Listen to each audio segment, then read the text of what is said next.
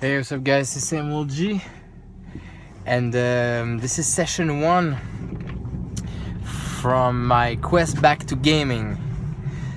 So, like I said in my last video about this, I'm making like this mini series of just like what are the steps, what are the steps that's gonna bring me back toward gaming. And so here's a new step. Here's what I did since the last video. I'm actually seeing me going full motion here. I see a lot of good motivation, way more than anything from the past, at least. So yes, what I did is, I told you guys that I'm waiting on my. I'm supposed to see my friend with whom I'm gonna play with, and I'm meeting him on Sunday, and we're Friday now. And so I was waiting. I was waiting to meet him, and then make a video about the meeting first. But actually, I did a lot of work since last video, so it was well worth talking about it. So here it is. I took my book, so we decided we're gonna play Burning Wheel because it's easy. Because we played so much, it's like second nature. So instead of going all the way and learning a new game, we decided we're gonna go on familiar territories. And so that's what we do. So I took my books and I started to read, and I started to think about a character, and I realized how fun and powerful character creation is when it comes down to passion for RPG. At least for me, it all starts there. What drew me in when I first started the role-playing game always has been character creation. The idea of creating an avatar of yourself, like an archetype, like a character that you're gonna embody, who's gonna have special powers and move and shit, always fascinated me since I'm a kid, and still is the most important part of it. And I realized that when I started to look and think about a character, everything, all the lights, turned on, and everything came back like that fast. And so I decided to go in an unfamiliar territory and play a magic user. I usually never play magic users. I always play, skillful characters that are skill based. I go for scholars. I go for priests, healers. I go for craftsmen and stuff like that. I never go for rogue. Never go for big warriors and stuff like that. Never went for magic users. So either knowledge base or skill base. Crafty character. Bards. I play bards a lot. And so in terms of in fantasy or the equivalent in other kind of game kind of thing, faces and shit like that, like if you consider Shadowrun. So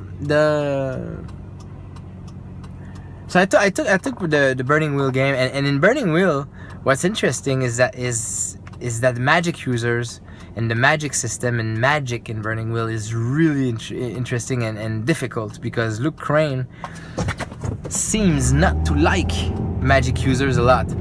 You can tell by his narration, like when the way he speaks, the way he talks about magic, the way he talks about magical characters and archetypes and stuff like that. And he did, in his books, he dedicated a whole book to magic, in the Magic Burner, and he goes in really deep details on how to organize play around these characters, because they're so powerful for him and everything. So magic is really intricate in Burning Wheel, and so it's really interesting for me, and also because I never really took the time to fully embodied a magic user in an RPG. So I decided to go to create a magic guy, a magic user, but I didn't burn it. I didn't create it yet, but I read everything I had to read, and I choose my life path, and I started to think about a backstory. So I did pretty much everything important. Now all I have to do is put him on paper. So here's the character. I just want to share with you my process, where I'm at, and what I'm gonna be talking about with my friend on Sunday. So after sitting down, choosing the life paths, choosing the character, I started to think about because it comes with Burning Wheel, right? When you start to create a character, you choose life paths. By choosing life paths, you create backstory automatically, kind of thing. It already sets you up in the mood. So this guy is from a village. He's a villager. Come from a modest background. And as a kid in the village, he, his parents starts to notice that he has some great intellectual, imaginative, capacities. So they decide to send him in the city to school, in a covenant kind of thing, where he's gonna be learning to read, to write, to do to learn how to speak well, how to do research, to know about history, philosophy, and all that.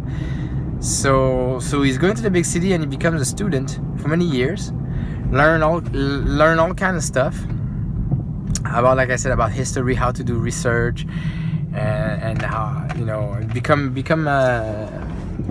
literate. And then he around the age that's by the age of 12, 13. Then by the age of 30 or so, he comes back to his village. He comes back to his village and to meet with his family. And his mother tells him a secret, something really important, is that he is from a lineage, from her side, of magic users, of sorcerers and mages and stuff. And that's the reason why she sent him to be illiterate, because he needed a good education to be able to understand the value of his gift, kind of thing. And it's the idea that he is the older son of the family. He has twins, brother and sister, twins, younger. And so every 2 generations, the younger sibling gets the gift, some kind of a gift. And this gift I'm not sure yet how, but it might be something physical, like a physical thing that appears on the body that makes him distinct, maybe, from others. So the mother saw it, and therefore she decided to send him to get a good education, because like she said, he needed a good head a good head on his shoulder to be able to wield all these powers, right? But he needs a teacher now. So she introduced him to this old man, this old wizard in the village. So just to make to tell you guys, we play in our setting that we created by playing Burning Wheel for a year and a half. So we have this old big old world with maps and setting and history and all that, and in races, and in this world, magic is known, is there in the human race. It's there, but it's not common. It's not, it's marginal. It is known. People know that it exists, but it's not something that you see really often, or it's not something that everybody understands, right? And so therefore, in this village, there's this old man. Everybody know this old man, but it's not everybody that knows that he wields magic and he understands magic and all that. But she knows. My character's mother knows. So she introduced my character to this wizard, and my character is gonna spend a couple of years, 4 or 5 years, with this wizard.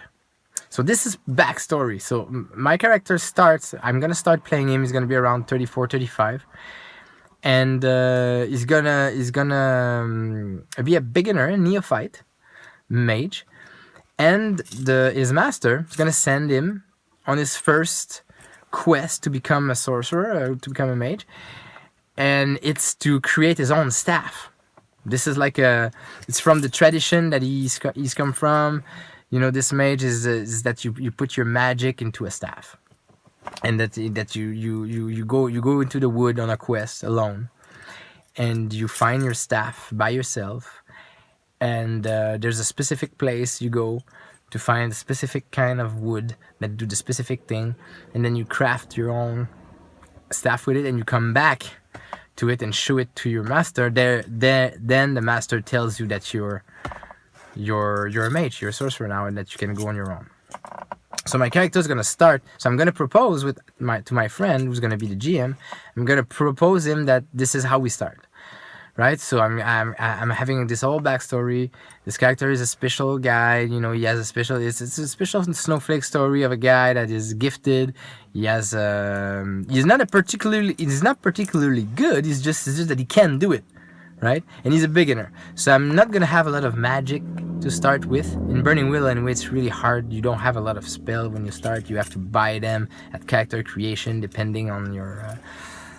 On the way you choose your life path. So if you don't have a lot of resources, you don't have a lot of spells, you usually start with 1 or 2 spells max.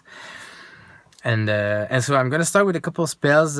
He's not gonna be he's gonna be the scholar type as well, right? He's gonna have like he's gonna have his skills base in research, history, reading and writing and stuff like that.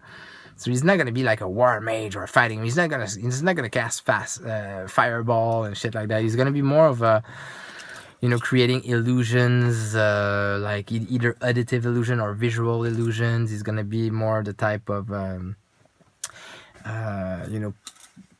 doing mind tricks and maybe like moving objects and stuff like that.